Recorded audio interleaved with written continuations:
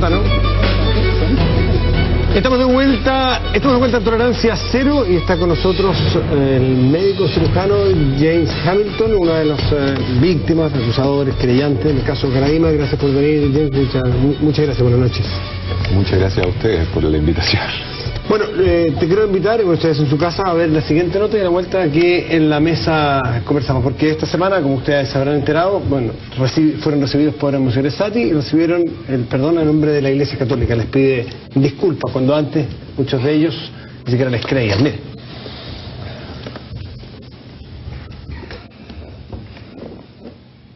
Es muy emotivo cuando una persona a nombre de una institución te pide perdón por algo que antes te pusieron en duda. Se considera oportuno imponer al inculpado de retirarse a una vida de oración y de penitencia. Esta fue la condena del Vaticano, que declaró culpable de abusos sexuales al padre Fernando Caradima. Y en un gesto adicional, el pasado viernes, el arzobispo Ricardo Sati se reunió con 3 de los denunciantes. Y nos pidió perdón a nombre de la Iglesia de Santiago por todo lo que hemos vivido y por todo lo que hemos sufrido cada uno de nosotros. La justicia chilena también acusó el golpe y reabrió el caso, argumentando que faltó investigación. Para los querellantes, esta nueva etapa apunta además a descubrir a los cómplices de Caradima. Me parece difícil de imaginar que esto haya solo tenido la participación criminal de una sola persona. Quien defendió a Caradima fue el padre Diego Osa, vicario de la parroquia El Bosque, a quien se le investiga por supuestos pagos a testigos del caso para guardar silencio. No lo he visto últimamente al padre Diego Osa, no lo he visto últimamente. También apoyó al sacerdote el actual párroco del Bosque, Juan Esteban Morales, quien visita regularmente al padre Caradima en este convento, donde existe total hermetismo acerca del cura sancionado. Se encuentra acá el padre Caradima, ¿verdad? ¿Cómo? No le puedo contestar yo eso. Ya, porque ¿y cómo se encuentra él? Disculpe. Pero quizás el caso más emblemático es el del obispo Andrés Arteaga, quien debió renunciar al cargo de vicegran canciller de la Universidad Católica luego de que alumnos pidieran su salida. Nadie actúa absolutamente solo. Es bien difícil de digerir una tesis así. Aquí las culpas son siempre personales, no hacer de esto una cacería de brujas, de ninguna manera. El capellán de la Universidad Católica dice creer en la absoluta inocencia del obispo Arteaga, a quien conoció hace casi 10 años impartiendo clases en la casa de estudios. Yo admiro la profunda buena fe de quienes los siguen al padre Caradima, y aquí quiero expresar una palabra de agradecimiento a Monseñor Arteaga por su extraordinaria dedicación a la Universidad Católica. Si hay que buscar en ese sentido las culpas, serán muy restringidas, en este caso al padre Caradima. Sin embargo, las víctimas piensan lo contrario. Es difícil establecer el límite claro en algún momento cuándo se acaba una víctima y cuándo comienza un cómplice. Creo que a esta altura del campeonato ya son cómplices. Juan Carlos Aijos tiene la palabra. Hola, James. Hay una serie de aristas que aparecen en la nota acá y de las cuales seguramente conversaremos: la judicial a nivel civil, eclesiástico, institucional. Pero antes de entrar en eso, a mí me gustaría tomar un poco más de perspectiva. Y te lo pregunto como católico, de hecho, o como lo podría hacer cualquier persona, pero quizás hay una perspectiva católica acá que hace que haga esta pregunta, y que me imagino que tú te la has hecho varias veces a lo largo de todos estos años. ¿Qué hace que una cosa como esta pueda suceder? ¿Cómo te explicas tú que una persona como Fernando Caradima, de acuerdo a todos los antecedentes que ya son públicos, ¿no es cierto?, haya llegado a cometer este tipo de abuso?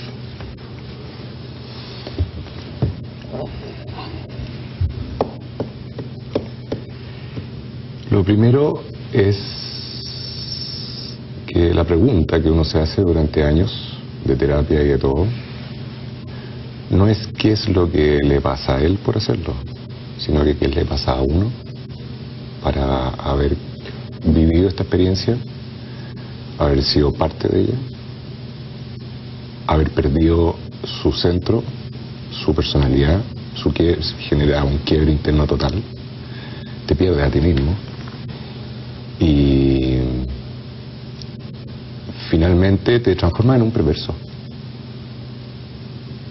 Lo que se hace y lo que hace el perverso es utilizar la moral o la ética a su propio beneficio y crea una nueva moral y ética, sobre todo cuando tienen algún sentimiento o pensamientos menos megalomaníacos enviados de Dios. Y la gran pregunta es por qué uno engancha en eso y por qué persiste tanto tiempo.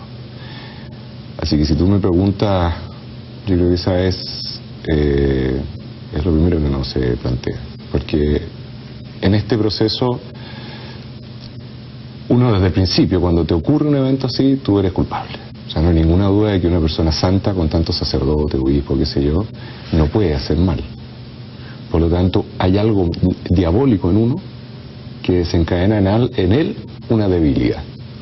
Entonces se transforma en que él tiene una debilidad que no puede tolerar porque uno es tan diabólico, es tan malo, genera un estímulo tan potente que lo único que le queda a uno es pensar de que uno está dañado, está mal. Y ahí tú entras en la magia de este tema. Sencillamente tú entras en que tú eres malo, eres el representante de Dios y el que te puede absolver de toda esta maldad. Y para que tú pases del periodo de que tú eres culpable hasta darte cuenta que eres víctima, yo me di cuenta a los 39, 40 años, después de 3 años de terapia. Yo andaba asustado por todos lados, no me traía en la clínica, yo trabajaba en la clínica alemana 8 años y me daba susto encontrármelo en los pasillos cuando leía la comunión a los enfermos. Entonces tuve que ir en un momento que ya encontré que tenía que enfrentarlo y fui a hablar con él. Y fui a su parroquia, me acompañaron y le dije que lo perdonaba.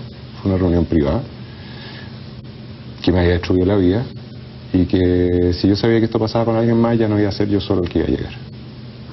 Y me fui. Mira, te agradezco tu actitud evangélica, me dijo. Es más, después él tuvo operado el corazón en la clínica alemana y Jorge Álvarez y Diego Osa me llamaron que el padre quería verme. Yo dije, yo debe pensar que se va a morir y tendrá algún gesto de arrepentimiento. Y fui, estaba ahí comiendo, apenas podía llevarse la cuchara y le ayudé a comer la cuchara y me dice, mijo, espero que sigamos siendo tan amigos como antes. Yo ya me di cuenta que... Así que me despedí de él y me fui. Ahora, ¿por qué ocurre en la iglesia esto? Esto va a ser terrible lo que te voy a decir, porque hay una gran cantidad de obispos y sacerdotes homosexuales, hipócritas y abusadores en la iglesia. No te digo que todos, pero hay un buen porcentaje. Y hay personas en este momento que han tenido alta jerarquía en la iglesia que están abusados, que están tapados. Bueno, si hemos visto ya ejemplos, Monseñor Cox, etcétera. Entonces, yo no voy a meterme en si es que el problema es el celibato o no, es un tema de discusión. Pero ante el hecho no valen los argumentos. O sea, esto es como Leonardo da Vinci. Leonardo da Vinci veía un pájaro volar, no se ponía a pensar de que Dios lo estaba sosteniendo en el aire, sino que lo miraba y trataba de analizar por qué volaba. Y trataba de hacer su imagen. Ahora es lo mismo. El hecho concreto es que hay una seguidilla de abuso de pedofilia en el mundo entero. Yo me acuerdo en Brasil hace unos años atrás de jugar la crema con cientos de sacerdotes. Pasó piola porque era Sudamérica. Pero una cuestión generalizada. Entonces, pensar que en Chile tenemos solamente el ejemplo de Caradima, nosotros sabemos de otros sacerdotes muy encumbrados. Y quizás de algún obispo. Perdón, ¿te consta como para denunciarlo? Porque podrías evitar que otras víctimas sufrieran lo que tú sufriste. Si es que a mí no me han abusado y no tengo la certeza del 100%, no puedo ser tan irresponsable de hacer eso. Y tampoco puedo ir a obligar a una víctima, porque yo sé el tormento que se vive. Es un proceso larguísimo, terrible, muy doloroso, y poder darse cuenta, además, significa enfrentarse a uno mismo. ¿Tú crees que una persona de 25 años, 28 años, que está empezando a armar su vida, que está recién saliendo del alero de sus padres, se le tira uno encima para destruirle su cabeza y la vida si no tiene ni siquiera apoyo de terapia, de nada? Eso sería transformarme en un Caradima. Y eso no es lo que busca, ni quiere, ¿no es cierto?, queremos, ni el sentido común. ¿En qué momento supiste, James, que había otras personas que estaban siendo abusadas como tú? Uno de los del decálogo del abusador es que generalmente te mantiene como único, te dice que tú eres el único. Hay un montón de otras cosas que están súper estudiadas y claras. Y uno siempre tiene la sensación de que es único. Con lo cual la culpa es aún peor y la soledad es terrible. Uno en algún momento piensa en suicidarse. Yo la verdad que en algún momento lo pensé, pero dije no por ningún motivo. O sea, esta cuestión, no, con las botas puestas. Si me voy a morir, que sea de otra manera. Y después, bueno, piensa en muchas cosas. Pero yo me acuerdo alguna vez que en la angustia que uno tiene y el desorden ético, moral, espiritual, sentimental, todo lo que uno tiene en la cabeza, entre todas sus dudas, porque otra de las dudas también, oye no, pero este es un tema de homosexuales. La gente no tiene idea de lo que sea, no tiene ni idea, no saben lo que es esto, no lo han vivido. Hay gente con una liviandad que comenta esto. Yo nunca he sido homosexual, sin embargo, durante ese periodo me tuve que cuestionar todo eso, y fue terrible. Entonces, cuando va ocurriendo este proceso, tú estás en la soledad absoluta porque crees que eres el único. Un día él me confesó que un doctor muy famoso de la parroquia, cuando era chico, él había tenido una cosa parecida. Ahora, el doctor que él me mencionaba era un tipo notable, había sido profesor mío en la universidad, un tipo encantador. Yo decía, bueno, pucha, ya, me puede haber pasado esto. Siempre habían elementos que te decían, mira, esto no tiene tanta importancia. Fernando. Pero ¿cuándo subiste de los demás? O sea, porque eso supe porque la Verónica, mi ex, me dijo un día, ¿sabéis qué? Me dijo, yo tengo los datos de Andrés Murillo y a él le puede haber pasado algo. Yo le mandé un mail a Francia, lo empezamos a contactar, esa típica especie como de olfateo de perro, así que uno no sabe hasta dónde puede ir porque no sabe qué ola se le viene encima. Y de a poco, de repente yo le mando mi relato y él me manda ante él. Y ahí fue muy chocante ver por primera vez que había un modus operandi. Y ahí descubrí que esta era cuestión sistemática.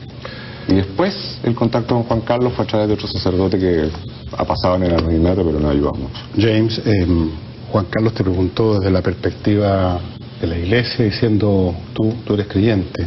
Yo te voy a preguntar desde la perspectiva de un no creyente y que estoy fuera de la iglesia. Recién vi ahí a un jerarca de la iglesia, a obispo creo, diciendo con ese tono habitual que el padre Caradima iba a ser mandado, condenado o enviado a, ¿cómo lo llamó? A penitencia y oración y penitencia y qué sé yo. ¿Te parece suficiente como castigo y como, qué sé yo, deterrente, ¿cómo se dice? Para detener a otros, como señal, eso es, como signo de que la iglesia está interesada efectivamente en romper esta máquina que como tú mismo mencionaste, abarca a muchos, pero a muchos, no dijiste a todos, pero muchos, dijiste muchos. Lo repito. Entonces, ¿te parece suficiente que la iglesia, independientemente de lo que haga por otro lado la justicia civil, pero la iglesia misma, que es de donde salió este nido de perverso, simplemente manda un tipo a algún lugar que seguramente no es una mazmorra, a la ducha fría y oración, digámoslo así? ¿Te parece suficiente reacción de la iglesia? Voy a ser súper sincero, él probablemente no me vaya a creer. La verdad es que pudiera estar en Punta Cana, me daría lo mismo. El tema es que él ha sido humillado, ha sido puesto en su lugar, se ha descubierto una persona que estaban listos para canonizarlo. De hecho, guardaban hasta las grabaciones que él decía en las prédicas. Tenía una influencia total en la iglesia, en gran parte de la iglesia de Santiago, en gran parte de la sociedad y de los grandes poderes económicos de Santiago. Tenía un montón de cosas que se acabaron y por sobre todo tenía una influencia total en una cantidad de juventud que se le iban a presentar sus curas, porque los recolectaban en las parroquias, especialmente el barrio alto, y cuando tenían estos cabros que llamaban ellos el conejero. Entonces los cabros ideales se lo presentaban, tomaban tecito con él y él decía, estos cabros me parece, la palabra que él usaba, me parece que tienen zapatitos. Eso significaba que me tica que tienen vocación, porque él se atribuía el don que le había revelado al Padre Hurtado de que él podía ver la vocación en alguien cuando aún era un germen. Entonces que era igual que el embarazo. Entonces con respecto a lo que tú me dices,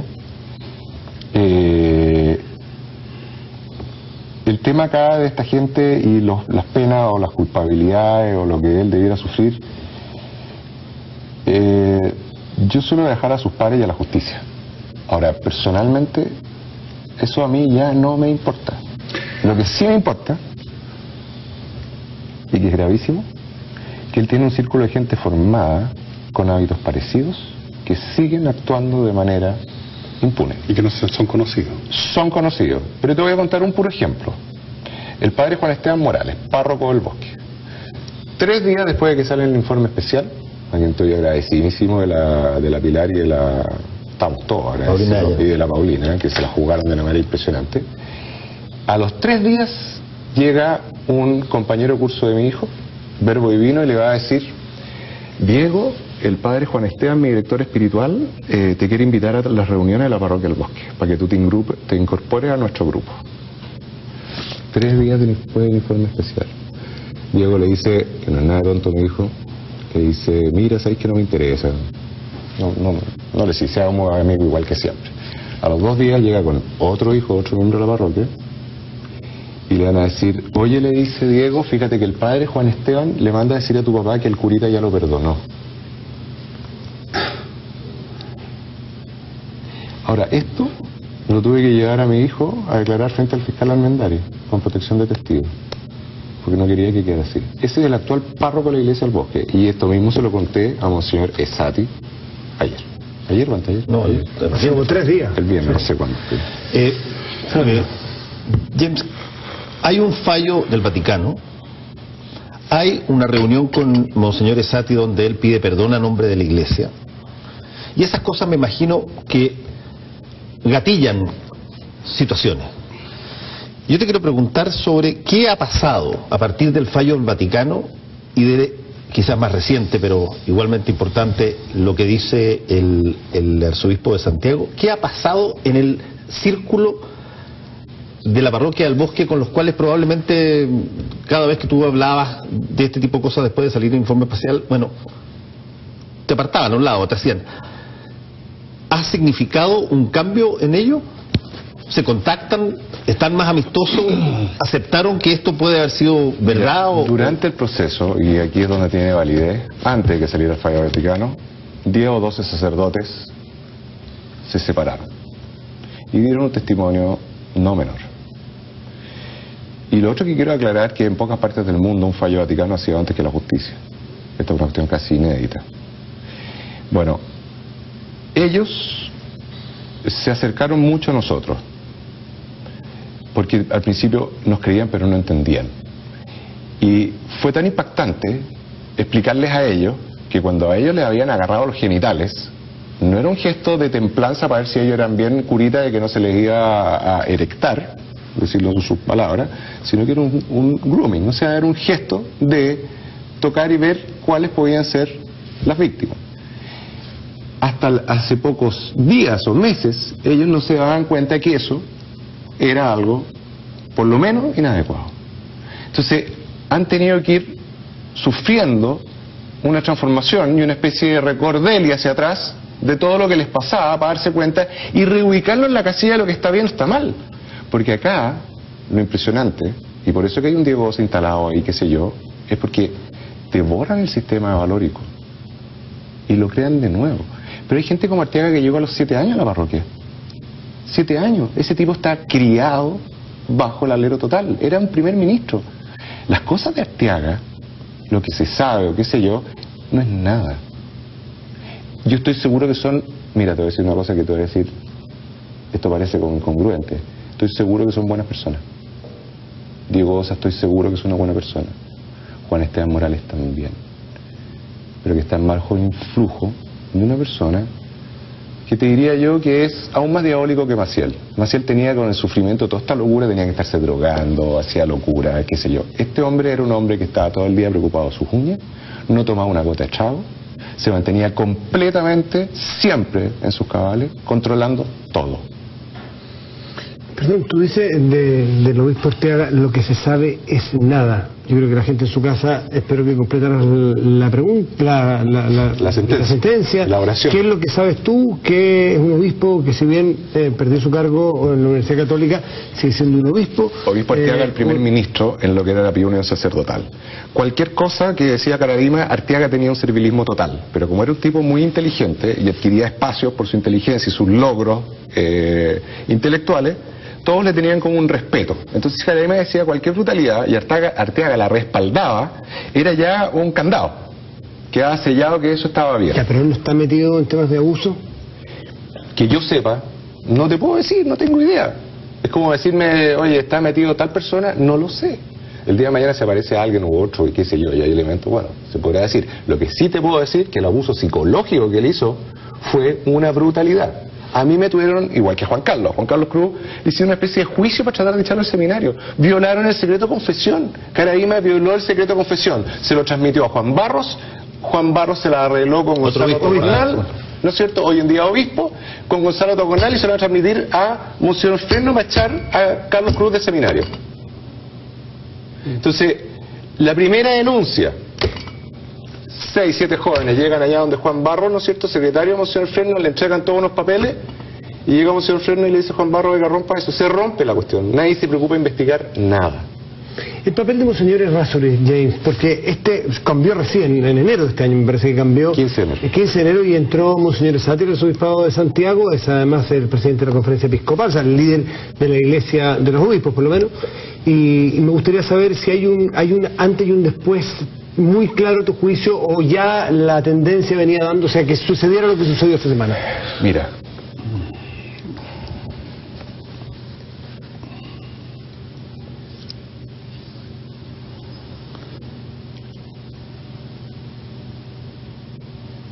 ahí, en el encuentro personal con él, hay lo que siento, una empatía, un deseo de escuchar y un deseo de bien por la iglesia, por parte de él, sin duda.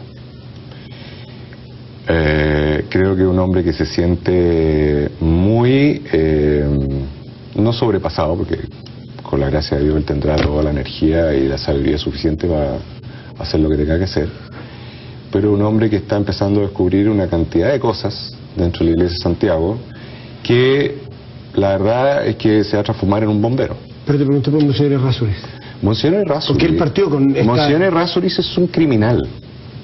Y usted dice, es un criminal. Monseñor Errázuriz del 2004 tuvo denuncias.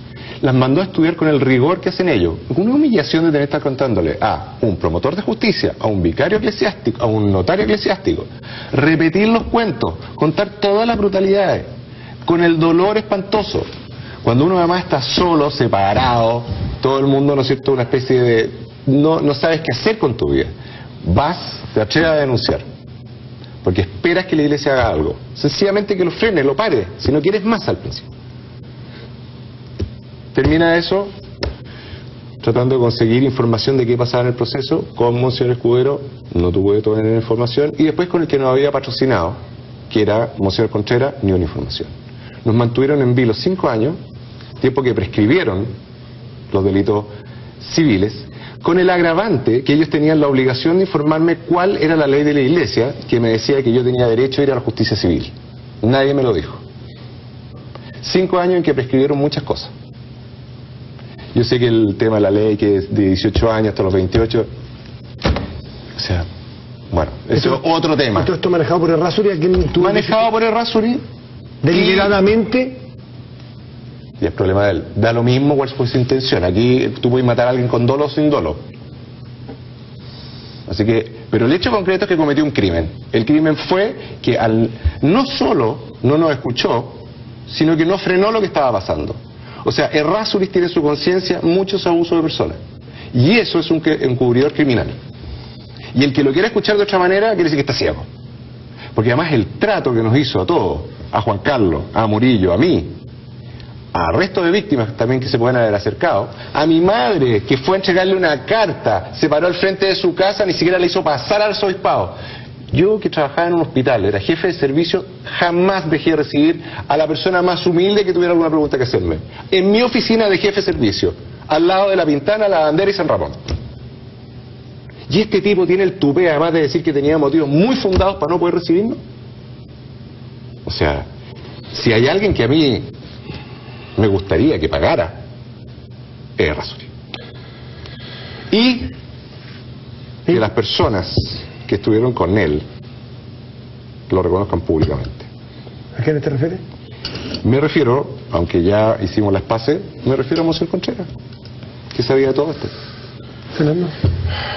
Jimmy, lo que tú estás contando es muy impresionante, porque da una sensación de que esto es mucho más allá que casos puntuales, que es la frase habitual cuando aquí ocurre en este país un desaguisado, es un caso puntual. Yo te quiero preguntar, a base de lo que tú viviste, lo que han vivido, personas con las cuales tú has compartido las mismas experiencias, en fin, toda tu experiencia estos últimos años, ¿qué sensación tienes en cuanto a la prevalencia que estas situaciones de abusos sexuales disfrazados con un lenguaje u otro se pueden estar produciendo en establecimientos donde coinciden por un lado niños y por otro lado religiosos? Esta semana, dicho sea de paso, están investigando, entiendo, una religiosa de una institución por situaciones irregulares que no se han aclarado todavía en qué podrían consistir. ¿Qué grado de prevalencia crees tú que existe en esa coincidencia niños con sacerdotes? Mira, Fernando, no es importante la prevalencia. ¿Cómo no? Lo importante es que ocurre. Sí, pero si además ocurre en cantidades... Bueno, yo te voy a contar algo. Que son elucubraciones mías. Yo soy doctor. Siempre que tengo un paciente que tiene algo grave, tengo que tener por lo menos 5, 6, 7, 8 hipótesis.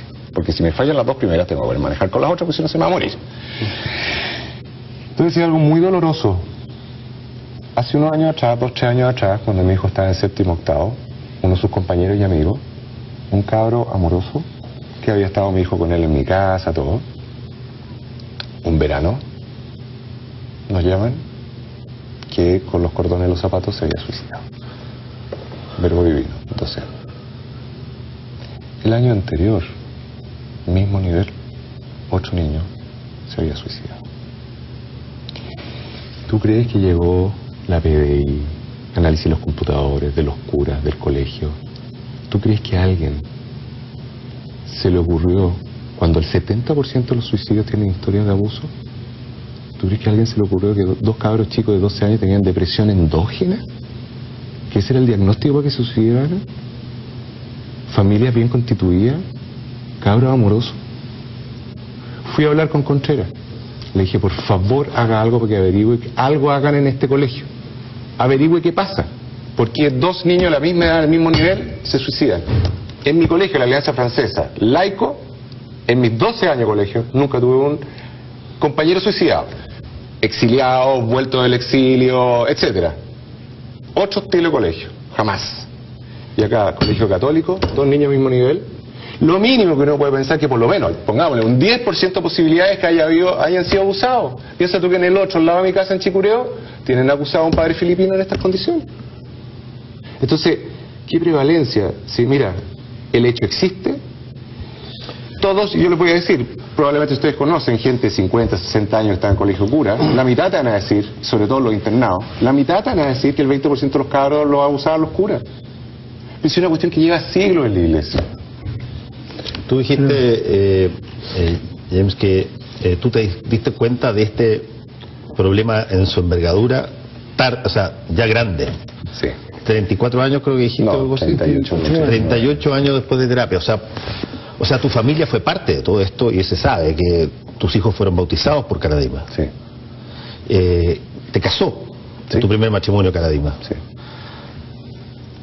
¿Qué tanto tú te puedes haber dado cuenta o no dado cuenta de lo que ocurría mientras esto pasaba?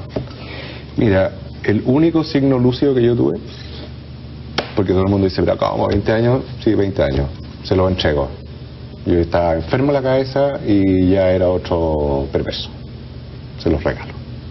El único signo lúcido que tuve fue un día que se me perdió Diego, mi hijo. Tenía 6, 7 años. Estábamos en misa y se me pierde. Y de repente se me cruzó por la cabeza que podría haber partido la pieza del que era su padrino, que era este padre que siempre quería que alguno de nosotros le diera a su hijo hombre de ahijado, como es Jorge Álvarez, hijo y otro. Y se me cruza la cuestión y parto corriendo a la pieza de él. Toco la puerta, abro y ahí estaba. Nada, estaba jugando con algunas cuestiones, pero el terror de eso fue lo que empezó a gatillar en mí, que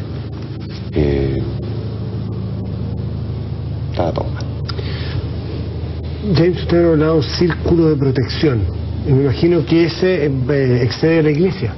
sobre todo me lo imagino considerando la trayectoria de Caradima y su grupo, que había mucha gente de mucho poder político, económico, social en Chile. Sí. Y me gustaría saber si te ha afectado este círculo de poder en tu trabajo. Porque tú eres doctor, trabajas en la clínica alemana, ¿sí, no? Trabajé 8 años en la clínica alemana. Mi historia llegó hasta el directorio de la clínica alemana. Hace poco tiempo atrás, el doctor Juan Luis Córdoba trató de reunir testimonios contra mí para que fueran a decir en todos lados que yo era una persona desequilibrada, bla, bla, bla, mil cosas. Le fue a pedir a este, los doctores que les pidió. De hecho, cuando salió el informe especial, 8 colegas míos firmaron que eran compañeros míos de universidad. Declaraciones juradas cuando yo estaba en tecnología médica, el primer año en medicina. Gracias a Dios, la Universidad de Chile, dentro de su desorden, no sé cómo, mi alma mater, logró mandar un certificado que decía que yo tenía 17 años y estaba en tecnología médica. Entonces... Pero todo para ahora, después de que tú denunciaste, actuado en tu contra este círculo de poder, sí, no me refiero a la iglesia. Mira, qué horror, me van a echar de la pega. Sí, tuve amenazas, fueron a contarle a mi jefe, mi anterior jefe y director de la clínica Santa María, un hombre notable que yo le tengo un respeto y una admiración y una gratitud enorme, que es Juan Pablo Alamán. Fue una persona muy conocida de él, del grupo de los mates, a decirle que a mí me habían echado a la clínica alemana por un sumario de acoso sexual. Con lo cual él me citó, me dijo, yo necesito solamente su palabra después, para saber si esto era cierto. Yo le dije, bueno, doctor, primera noticia que tengo. Y después me tuve que recertificar cuando me fui a la alemana, para seguir operando allá, qué sé yo. Entonces llevé mis currículum, todo, y me mandaron una carta bien elegante del director, subdirector, que sé yo, muy conceptuosa. Y esa carta yo llegué, la fotocopié y se la entregué a mi jefe, porque ella tenía alguna reunión con esta persona en relación al grupo Mate, digamos, de la familia Mate. Pero más remate familiar en mío indirecto. Perdón, una persona del grupo Mate que es muy amplio, alguien de la familia, un miembro de la familia. Un miembro de la familia. Y le entregué este certificado para que se lo mostrara. Para que en el fondo él se quedara tranquilo, porque fue de una nobleza impresionante. O sea, realmente yo voy a estar eternamente agradecido de él. Pero la otra persona no fue de la misma nobleza. ¿Te fijas? Entonces, pero eso pasó y se acabó. Nunca más tuve problemas, la pega me dio fantástico, estoy feliz en la clínica, me encuentro fantástica, así que todo el marketing fue a la clínica. James, ¿tú sigues siendo creyente? ¿En qué? Especifica tu pregunta. Creyente en términos genéricos, ¿no es cierto? Creyente en Dios, la existencia de... Pregúntame, ¿si soy católico? ¿Eres católico? No. Ya. ¿Creo en Dios? Sí. Ok. Y si no eres católico, naturalmente ya cortaste todos los lazos con la iglesia.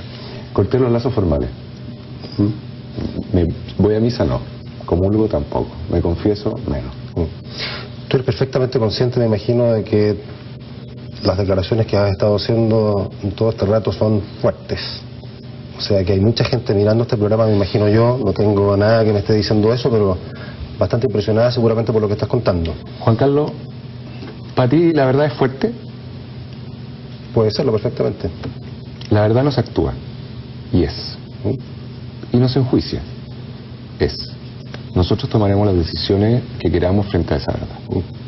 Pero si uno calla estas cosas, ¿quién las dice? ¿Cómo proteges a tus hijos tú? ¿Los tenías en colegio católico? Sí.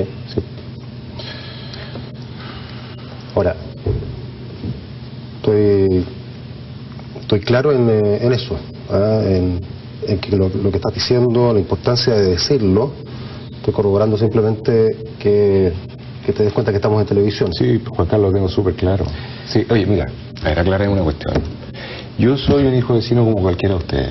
Cometo errores, pecados, me he equivocado 200.000 veces. Se me destruyó la segunda familia que había armado, a una mujer que yo adoraba y un hijo de ella que adoraba también. He pagado un costo enorme. Jamás pensé que me iba a pasar todo esto. Pero nadie está orgulloso de ser un veterano de guerra, porque la guerra es sucia. Y yo no estoy orgulloso de esto. Nosotros tampoco lo empezamos. Nos tiraron una arena de gladiadores llena de tigres y leones y no sabíamos qué hacer. Juan Carlos, José Andrés, yo, Fernando, destrozándonos.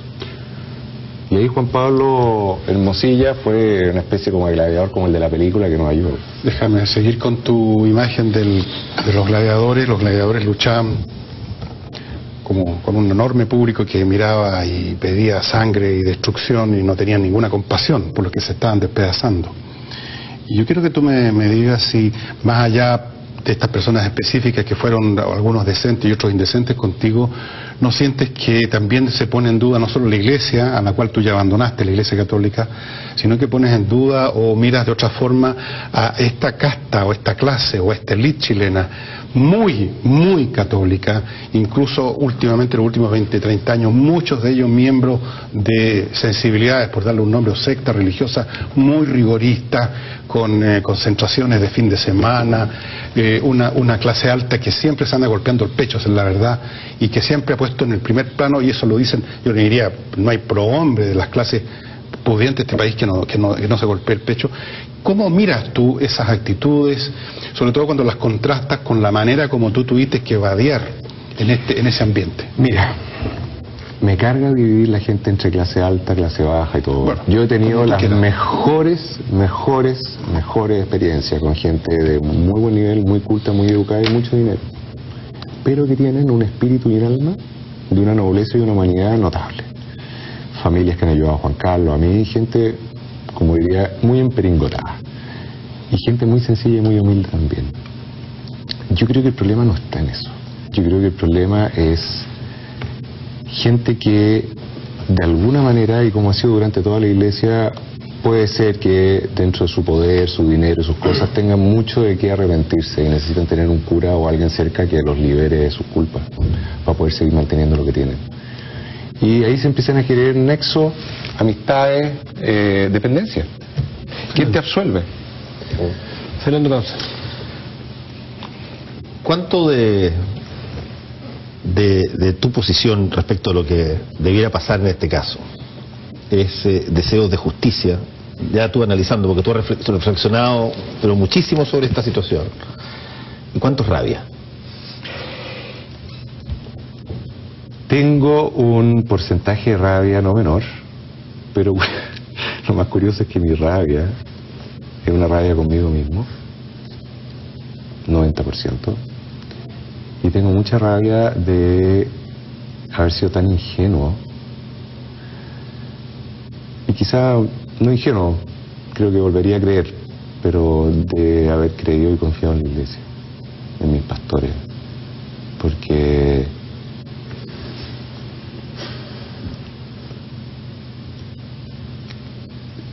Caraima es otra persona, es una persona, yo creo que una persona enferma, cometió todo el daño. Digamos que tiene un nivel de conciencia de su daño o de lo que él hace, no le pongamos el 100%. Pero nuestros pastores tienen una conciencia del 100%, están viendo lo que pasa, saben lo que pasa. No lo frenan, no nos escuchan y nos tratan a acotar. Eso me da rabia. La rabia ha pasado ya a vena.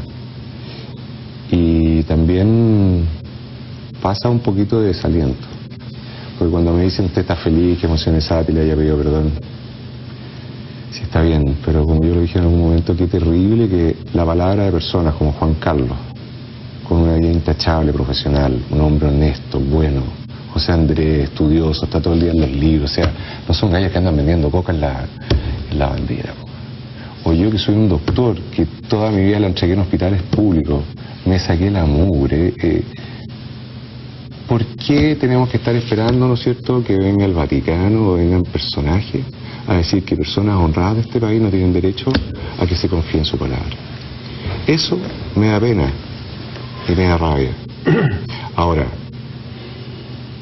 mi problema no es eso hoy en día.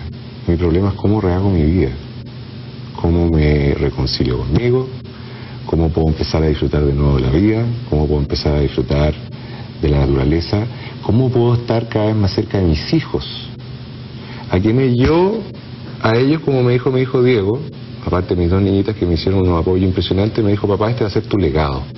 15 años me dijo eso. Y yo espero que mis hijos tengan un futuro mejor, Porque si tú me dices, ¿por qué haces todo esto y estás dispuesto a hacer esto en la televisión, qué sé yo?